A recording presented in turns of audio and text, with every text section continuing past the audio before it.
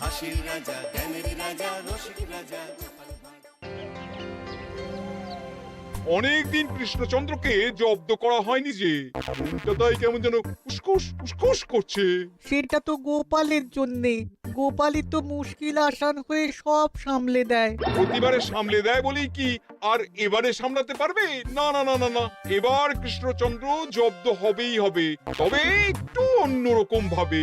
আপনার কথাটা তো কেমন অন্যরকম শোনাচ্ছে জাহাপানা। তাহলে তুমি শোনাও। কি জাহাপানা? আমার কত ধনরত্ন আছে সেটা কি তোমার জানা আছে উজির? না জাহাপানা, তবে জানার আগ্রহ আছে বিস্তর। শুধু তোমার কেন, আরো অনেকেরই আগ্রহ আছে শুনলাম, আর সেটা যতক্ষণ না জানা যাচ্ছে ততক্ষণ মনটা কেমন খচখচ খচখচ করে। করে বই কি, এই তো প্রশ্নটা শোনার পর থেকেই আমার মনটাই কেমন একটা উসকুস উসকুস করতে শুরু করে দিয়েছে। আমার হাতে একটা অস্ত্র চলে এসেছে এবার, তাই আমি এমন এক প্যাঁচ কষবো যে কৃষ্ণচন্দ্র মনে মনে কিছুতেই শান্তি পাবে না। আর তাকে অশান্তিতে রাখতে পারলে আমার যে কি শান্তি কি শান্তি, কি বলবো।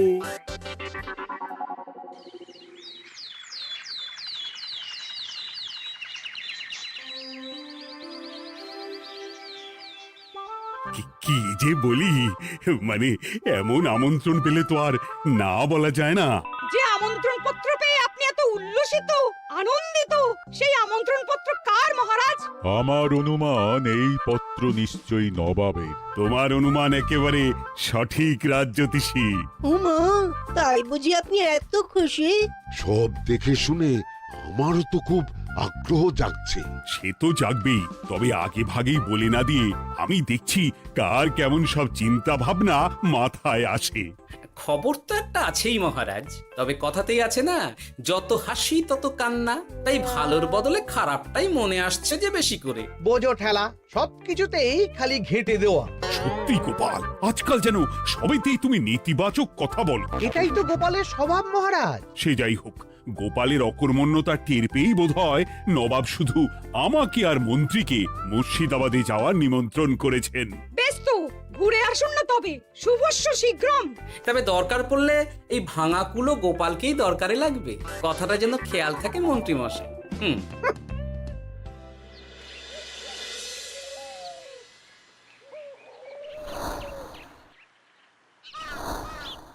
খেয়াল করেছো গিন্নি, আজকাল আমি কেমন কথায় কথায় গোপালকে চুপ করিয়ে দিচ্ছি। কেন গো, কি হলো আবার? হবে আবার কি, নবাব বাহাদুর আমাকে আর মহারাজকে নিমন্ত্রণ করেছেন তার খাস মহলে। ও শুনে যে আমার কি আনন্দ হচ্ছে। ও, তাহলে এই ব্যাপার। আস্তে গিন্নি আস্তে, নবাবের ধন সম্পদ দেখার শখ মহারাজের অনেক দিনের। আমি শুনেছি নবাবের ওই খাস মহলের ভেতরেই নবাবের গুপ্ত কক্ষ আছে, যেখানে নবাব হীরা জহরত এসব রাখেন। একা তো সেখানে যাওয়া যাবে না, তাই এই মহারাজকে নিয়ে তুমি মুর্শিদাবাদে যাবে? শুধু যাবো তাই নয়, নবাবের গুণকীর্তন করে তার মেজাজ এমন ভালো করব যে নবাব সেখান থেকে কিছু দান খয়রাত করে ফেলবেন আমাকে। তাই নাকি? তবে না তো কি, গোপাল তো খেতে পাবেই না, গন্ধও শুঁকতে পারবে না। তুমি তো বারবারই চেষ্টা করো গোপালকে সরিয়ে দিয়ে বাজিমাত করতে, কিন্তু শেষ পর্যন্ত চিৎপাত হয়ে যাও। গোপালই তো তখন উদ্ধার করে, সেটা তোমার খেয়াল আছে তো? আমার মাঝে মাঝে সন্দেহ হয় গিন্নি, তুমি তলায় তলায় দল বদল করে গোপালের দলে চলে যাওনি তো?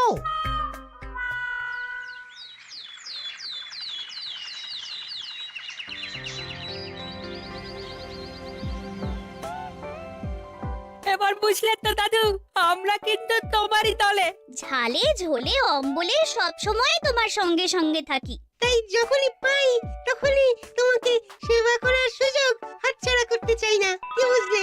তাই বলে পড়া ছেড়ে তোরা এখন দাদুকে হাওয়া করছিস? তুমি বুঝবে না দিদা, দাদুকে শুতে বসতে হাতে রাখলে লাভ আছে। সে তো বটেই। আর তুমি বা শুয়ে আছো কেন?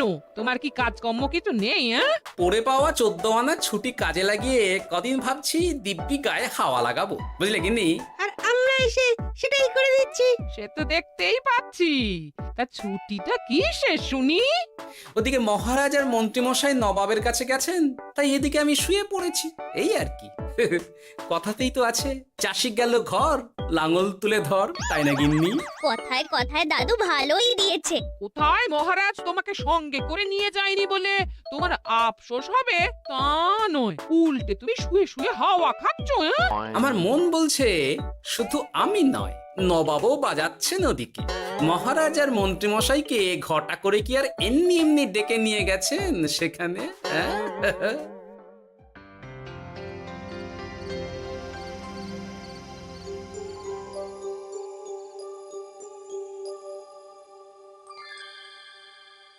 ডেকে নিয়ে এসে নবাব যে ঠিক কি করতে চাইছেন সেটাই তো বুঝতে পারছি না। অত বোঝার কি আছে মহারাজ? খাবো, শোবো আর গুপ্ত কক্ষে ঢুকে নবাবের সঞ্চয় দেখব, তাহলেই তো হবে। তাই কি আর হবে কে জানে। না না, জানতে তো আমাকে হবে। এখানে এসে তোমাদের কোনো অসুবিধা হচ্ছে কিনা সেটা আমাকে জানতে হবে না? আপনি কিচ্ছু ভাববেন না জাহাপানা, ব্যবস্থা সব করাই আছে। না না, এমনিতে কোনো অসুবিধে নেই, তবে একটা অস্বস্তি হচ্ছে বটে। আসলে মহারাজ বোধহয় মনে মনে ভাবছেন নবাব বাহাদুর নিশ্চয়ই তাকে ডেকে এনেছেন তার গুপ্ত কক্ষে কত মণিমাণিক্য ধন সম্পদ আছে সেটা দেখানোর জন্য। তাই নাকি? মানে এখানকার হিরে সেখানকার চুনি, অমুক দেশের পান্না তমুক দেশের মুক্ত। শুধু কি তাই, আরো কত কি। হ্যাঁ হ্যাঁ, সেগুলো যতক্ষণ না দেখতে পাচ্ছেন ততক্ষণ মহারাজ ঠিক স্বস্তি পাচ্ছেন না। এই যে কৃষ্ণচন্দ্রের যে আমার ধনসম্পদ দেখার প্রবল ইচ্ছে আছে সেটা আমার ভালো মতোই জানা আছে। তবে সবাইকে তো সবটা দেখাতে নেই, আর সবার জন্য সবটাও নয়, তাই না? তাই কি জাহাপনা? তাই গুপ্ত কক্ষের ভেতরে কি আছে সেটা না হয় না দেখাই থাক। না না, তোমরা বরং খানা পিনা করো গিয়ে, হ্যাঁ, বিশ্রাম নাও। উজিত তোমাদের খেয়াল রাখবে, কেমন? এই রে, এটা কি হলো? কি আবার হবে? তোমার পাল্লায় পড়ে মান সম্মান সব গেল। এর থেকে আমার কৃষ্ণনগরই ভালো।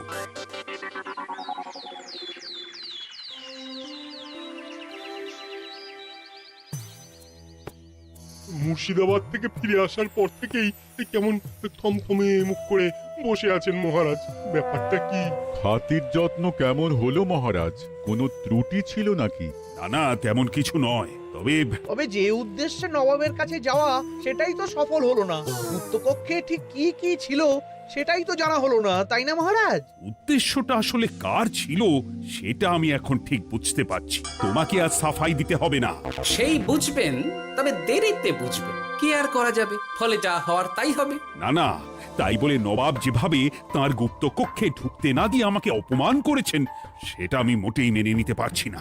মহারাজের এই অপমানের শোধ তুলতে পারে একমাত্র গোপাল, আমি নিশ্চিত।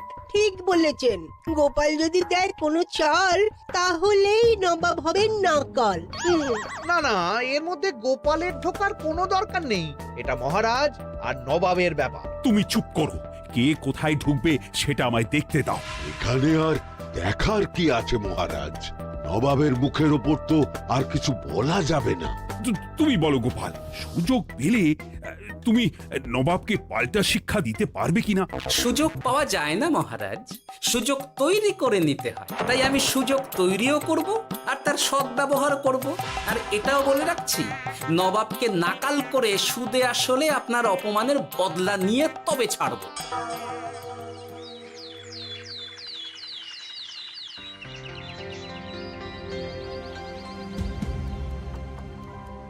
কি হলো জাহাপানা, আপনি যেমনটা চেয়েছিলেন তেমনটাই তো হলো।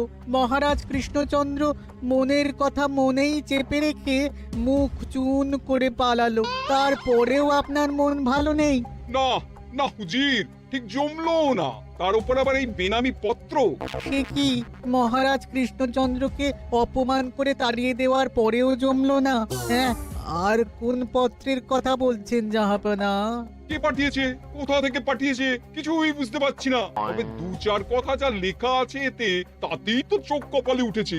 আমার খাস মহলের ব্যবস্থাপনায় নাকি ত্রুটি আছে। অতিথি আপ্যায়নে বিস্তর গলদ। সেটা আবার 5 কান? এই না মানে 1 কান হলো কি করে? কানাকানি হোক বা না হোক, জানাজানি হতে কিন্তু দেরি নেই। নাও থালা সামলাও, এদিকে গোপালও এসে হাজির। এমনি এমনি কি আর এসেছি জাহাপনা? আসলে মহারাজ এসে আপনার খাসমহলে ছিলেন বটে, তবে যে শয্যায় মহারাজকে শুতে দেওয়া হয়েছিল সেটা ছিল অসমান আর শক্ত। তাই আমি ছুটে এসেছি আপনার এইরকম নিম্নমানের সামগ্রী আর ব্যবস্থাপনা দেখার জন্য। এখানে আবার দেখার কি আছে? সবাই তো জানে নবাবের ধন সম্পদের কথা, এবার না হয় আমি নবাবের দৈন্য দশার কথা জানাবো সবাইকে। এইসব কি হচ্ছে কিছুই তো বুঝতে পারছি না। প্রথমে এই পত্র, তারপর গোপালের অভিযোগ এই মাত্র। না না না না, এই রকম হতেই পারে না। কি হতে পারে না জাহাপনা? আমার শয্যায় কোনো গলদ নেই, আর এটা শুধু তুমি চোখেই দেখবে না, একবার শুয়েও দেখবে। আজ রাতটা তুমি আমার খাস মহলেই কাটাবে, আর ওই শয্যাতেই শোবে। হ্যাঁ, এই রকম করবেন না জাহাপানা, গোপালকে বিশ্বাস নেই, কখন যে কি করে ফেলবে তখন দেখবেন মাথা চাপড়াতে হবে। তবে এটাও শুনে রাখো গোপাল, যে গুপ্ত কক্ষ আছে যেখানে হিরে জহরাত প্রসাধনী সামগ্রী ইত্যাদি প্রভৃতি রাখা আছে, তার দরজা কিন্তু কোনো মতেই খুলবে না। সত্যি কথা বলতে কি, সেই গুপ্ত কক্ষ দেখার স্বাদ আমারও ছিল বটে, তবে কি আর করা যাবে, নবাব যেমন বলবেন সেটাই মেনে নিতে হবে। তবে মনটা আনচান করবে, এই আর কি। যাক, গোপালের মনের মধ্যেও অস্বস্তি ঢুকিয়ে দেয়া গেছে তাহলে। বাবা, ছুঁচ হয়ে ঢোকার সুযোগ পেয়েছি, এবার ফাল হয়ে বেরোবো।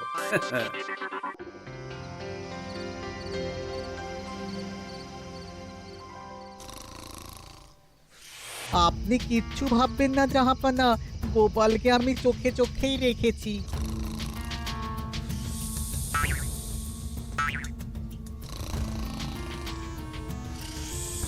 কিন্তু দেখে তো মনে হচ্ছে গোপালের শুতে কোনো অসুবিধা হচ্ছে। তা কি করে হয় জাহাপানা? অবশ্য কায়দা করে গোপালের মনে যে গুপ্ত কক্ষের ভাবনা ঢুকিয়ে দিয়েছেন, হতে পারে তার জন্যই সে আনচান করছে।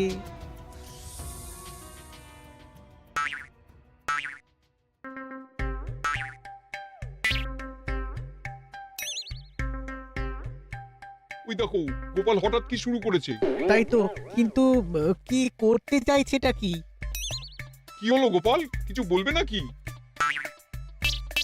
এ কি, আমি কোথায়? ও, এটা তো রাসমহলই মনে হচ্ছে। এখানেই তো তুমি ছিলে, কি মুশকিল।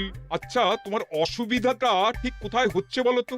না না, শুতে তেমন কোনো অসুবিধা বোঝার আগেই তো অন্য অসুবিধে শুরু হয়ে গেল। আসলে সত্যি সত্যি তো আর গুপ্তকক্ষে ঢুকতে পারিনি, তাই স্বপ্নে ঢুকেছিলাম মনে হলো। তারপর সেখানে ঢুকেই দেখতে পেলাম বস্তা বস্তা ধনরত্ন। আমি তো সেই বস্তার ভেতরে হাত ঢুকিয়ে সেগুলোকেই 2 হাত দিয়ে তুলছিলাম। এবার তো বুঝতে পেরেছো যে তুমি স্বপ্ন দেখছিলে। এবার ঠিকঠাক ঘুমো তাহলে।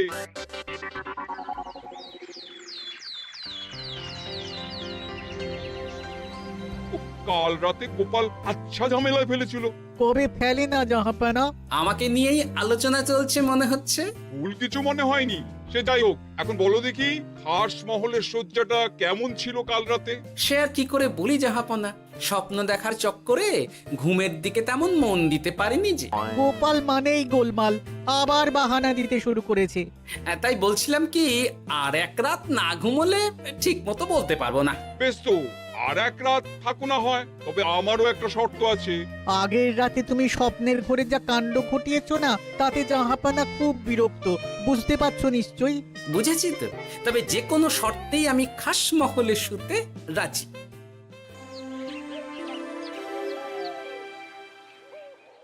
আমার এক কথায় রাজি হয়ে গোপাল নবাবের কাছে ছুটে গেল, কিন্তু কই, এখনো তো ফিরে এলো না। এমনও তো হতে পারে মহারাজ যে নবাব গোপালকে আটকে রেখেছেন। কেন?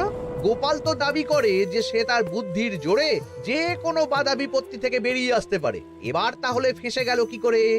না না, গোপালের কোনো বিপদ হবে না, দেখবেন গোপাল এবারেও ঠিক বেরিয়ে আসবে।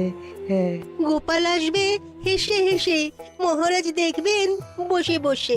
আমার ধারণা কিন্তু যে কোনো শর্তেই নবাব গোপালকে শায়েস্তা করেই ছাড়বেন।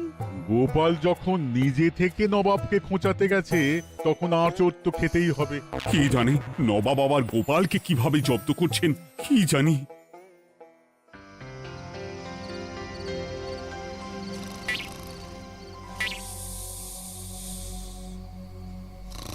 ব্যবস্থাপনায় কোনো ত্রুটি নেই জাহাপানা, তবে আজ গোপালকে না আচ্ছা জব্দ করা হয়েছে জাহাপানা।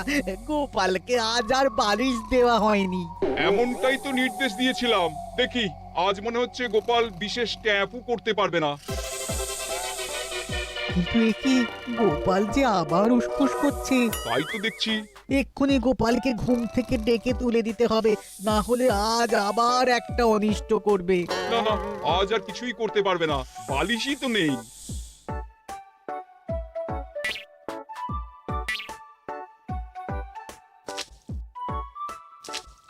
এ কি, গোপাল তো আবার শুরু করে দিয়েছে। ধরো ধরো ধরো, এক্ষুনি ধরো ওকে। আরে ওঠো ওঠো, জেগে ওঠো গোপাল। আরে হচ্ছেটা কি? আজ আবার তোমার কি হলো? এ হে, আজ আবার একটা গন্ডগোল করেছি মনে হচ্ছে। গন্ডগোল বলে গন্ডগোল, জল ছড়িয়ে কি অবস্থা করেছো দেখো। আমার কোনো দোষ নেই, কিন্তু সেই আবার গুপ্তকক্ষের স্বপ্ন এলো আর গোলমাল হয়ে গেল। আজ আবার কেমন স্বপ্ন এলো? গুপ্তকক্ষের যেদিকে আরব আর পারস্য দেশের আতরের সম্ভার ছিল, স্বপ্নে সেই দিকে ঘুরছিলাম আজ। সেগুলো ছড়িয়ে ছড়িয়ে দেখতে দেখতেই স্বপ্ন ভেঙে গেল। বটে, দাঁড়াও, কাল সকালই তোমার ব্যবস্থা হচ্ছে।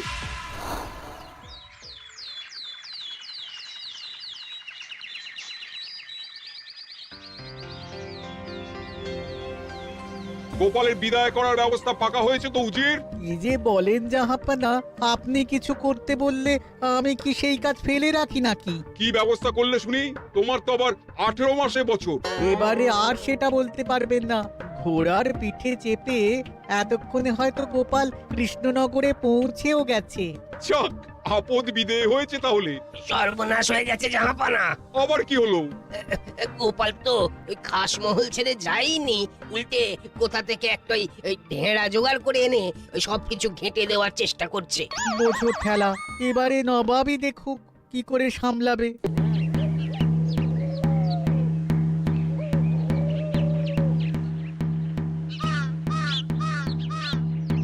শুনুন শুনুন শুনুন। আরে আরে আরে, আরে কি শোনাচ্ছটা কি গোপাল? এখনো শোনাইনি, তবে শোনাবো শোনাবো ভাবছি। সবাইকে জানাতে গেলে এই ঢাড়া পেটানো ছাড়া আর উপায় কি? কিন্তু জানাবেটা কি? এই যে নবাব যে অতিথিদের ডেকে এনে তাদের নিশ্চিন্তে ঘুমোতে দেওয়ার ব্যবস্থা করতে পারেন না, এটা তো সবার জানা দরকার। কি বিপদ! না না না না, এই বদনাম নিয়ে আমি গোপালকে কোথাও যেতে দেবো না। তাহলে কি করতে হবে জাহাপানা? আজ ও রাতে গোপাল খাস মহলে শোবে। এই তো এবার পড়েছেন গোপালের জালে।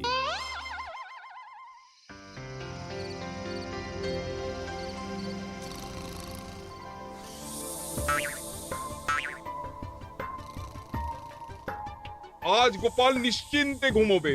স্বপ্ন অস্বস্তি হওয়ার মতন কিছুই হবে না আজ। গোপালকে ভরসা নেই জাহাপানা, কখন যে কি করে ফেলে বলা তো যায় না। না না, আমি নিশ্চিত আজ আর কিছুই হবে না।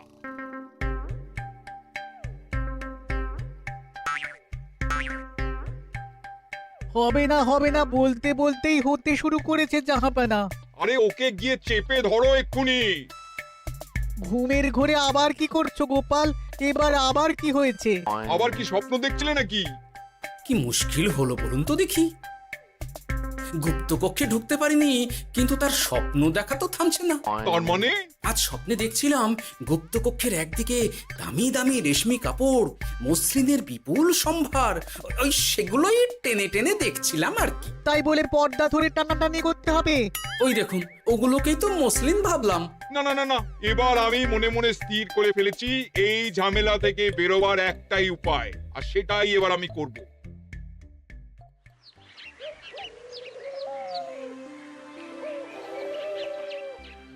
গোপালের ফিরতে কিন্তু এবার সত্যিই দেরি হচ্ছে। দেখুন, হয়তো গোপাল বেশি বাহাদুরি দেখাতে গিয়ে ফেসে গেছে। ফেঁসে নয়, এই যে কেমন হেসে হেসে এসেছি দেখুন। এই তো গোপাল ফিরে এসেছে। শুধু ফিরেই আসেনি, তার সঙ্গে আরেকটা সুসংবাদও নিয়ে এসেছি। হ্যাঁ, সেটা আবার কি?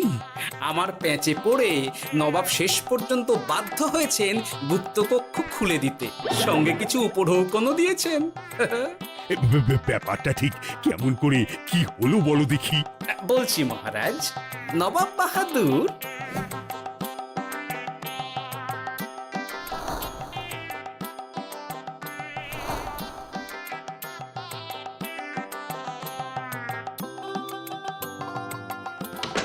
এসো গোপাল, তোমার জন্য আমি গুপ্ত কক্ষের দরজা খুলেই দিলাম।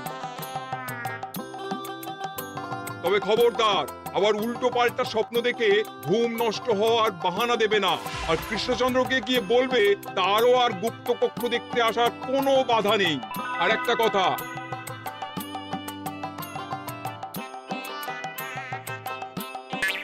এইসব নিয়ে খুশি থাকো, তবে নবাবের খাস মহলের নিন্দে করে আবার ঢেঁড়া পিটিও না যেন।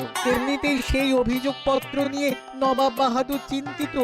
সেই চিন্তা ঝেড়ে ফেলুন জাহাপনা, কারণ ওটা আমারই দুষ্ট বুদ্ধির ফল। অবস্থা বুঝে ওই ব্যবস্থা আমিই নিয়েছিলাম। হ্যাঁ, আগে হ্যাঁ। সাবাস গোপাল, তুমি তাহলে শেষমেশ যে কোনো উপায়ে নবাবকে মাথা নোয়াতে বাধ্য করলে। আপনাকে কেউ অসম্মান করলে আমি যে নিজেকে সামলে রাখতে পারি না মহারাজ। সত্যি গোপাল, তোমার তুলনা হয় না।